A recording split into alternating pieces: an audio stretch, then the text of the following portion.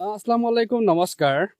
আসলতে এই দুৰ্যোগৰ সময়ত আমি কোনোৱে আসলে ৰাজনীতিৰ কথা চিন্তা কৰা নাছিলো বা ৰাজনীতিৰ কথা কোনো চিন্তা নকৰে আমি মানুহে মানুহৰ বাবেহে চিন্তা কৰিছিলো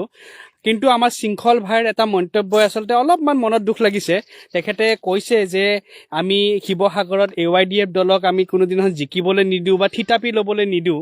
আসলতে বদৰুদ্দিন আজমল ডাঙৰীয়াই শিৱসাগৰত কোনো ধৰণৰ AYDF দলটোক তাতে থিতাপি ল'বলৈ তেখেতে তাতে যোৱা নাছিলে তেখেতে কোনো ধৰণৰ তাতে ৰাজনীতিৰ কাৰণে যোৱা নাছিলে বদৰুদ্দিন আজমল ডাঙৰীয়াই শিৱসাগৰত গৈছিলে কাৰণ তেখেতে মানুহে মানুহৰ বাবে পৰিচয় দিবলৈ গৈছিলে তেখেতে এই ভাতৃত্ববোধৰ এনাজৰীপাত মজবুত কৰিবলৈ গৈছিলে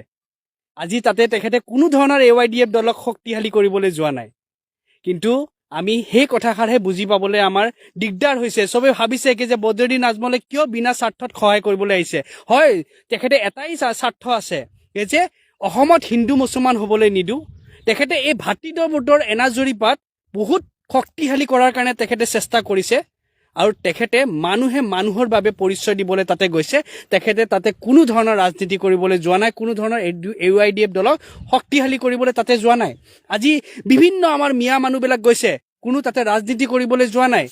সবে গৈছে ভাতৃত্ববোধৰ সেই এনাজৰীপাত মজবুত কৰিবলৈ সবে গৈছে এই নামনি অসম এই মধ্য অসম এই উজনি অসম এইবিলাক যেন নহয় কিনে আমি এখন অসমৰ বাসিন্দা হেয়া মজবুত কৰিবলৈ সকলোৱে তাতে আগবাঢ়ি গৈছে সকলোৱে গৈছে যে বিপদৰ সময়ত আমাৰ ককাই ভাই বিপদত আছে আমি ককাই ভাই হিচাপে আগবাঢ়ি যাব লাগিব সেই হিচাপে সকলোৱে তাতে সহায় কৰিবলৈ গৈছে আজি ভাৰতৰ পৰা বিভিন্ন ঠাইৰ পৰা আজি যেতিয়া মানুহবিলাকে সহায় কৰিবলৈ আহিছে ৰাজনীতি কৰিবলৈ অহা নাই তেখেতসকলে সহায়ৰ বাবে আগবাঢ়ি আহিছে মানুহে মানুহৰ বাবে পৰিচয় দিবলৈ আগবাঢ়ি আহিছে সেইকাৰণে আমি অলপমান মনটো ডাঙৰ কৰোঁ আমি অলপমান মনটো আমি পৰিষ্কাৰ কৰোঁ আমি এইবিলাক চিন্তা নকৰোঁ যে আজি এইখিনি সহায় বিনিময় কালি AYDF দলে শিৱসাগৰত থিতাপি ল'ব নেকি বদৰুদ্দিন আজমলে কোনো ধৰণৰ তেনেকুৱা চিন্তা কৰি যোৱা নাই আৰু আমি তেখেতক সকলোৱে আমি শ্ৰদ্ধা কৰিবলৈ লাগে কাৰণ তেখেতে আজি এনেকুৱা এটা পৰিস্থিতি এনেকুৱা এটা পৰিৱেশ দাঙি ধৰিছে আজি সদন ত্যাগ কৰি কিনে তেখেতে শিৱসাগৰৰ বানপীড়িত লোকসকলৰ কাৰণে ওলাই অহা প্ৰথমজন মানুহ আছিলে তেখেতে যিখিনি আজি নিজৰ টকা পইচাৰে সহায় কৰিছে তেখেতে ৰাজনীতি তাতে থিতাপি ল'বলৈ কাৰণে নহয়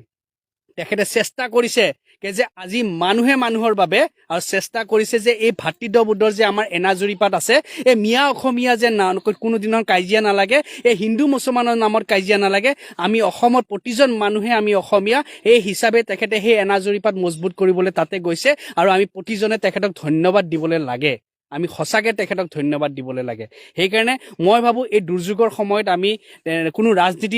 কোনো ৰাজনীতি দলৰ কথা চিন্তা নকৰি আমি মাত্ৰ এটা কথাই চিন্তা কৰিব লাগিব যে এই বানপানীয়ে আমাক শিকাই দিছে যে আমাৰ ধৰ্ম জাতি ভাষিলৰ কথা নহয় আমি মানুহে মানুহৰ বাবে জীয়াই থাকিব লাগিব আৰু আমি একতা হৈ অসমখনৰ লগত আমাৰ সমাজখন আগুৱাই লৈ যাব লাগিব আৰু সেয়াই আমাৰ আচলতে প্ৰধান লক্ষ্য আমাৰ সকলোৰে মন মগজু চিন্তাত আমাৰ প্ৰধান সেইখিনিয়ে থাকিব লাগিব জয় আই অসম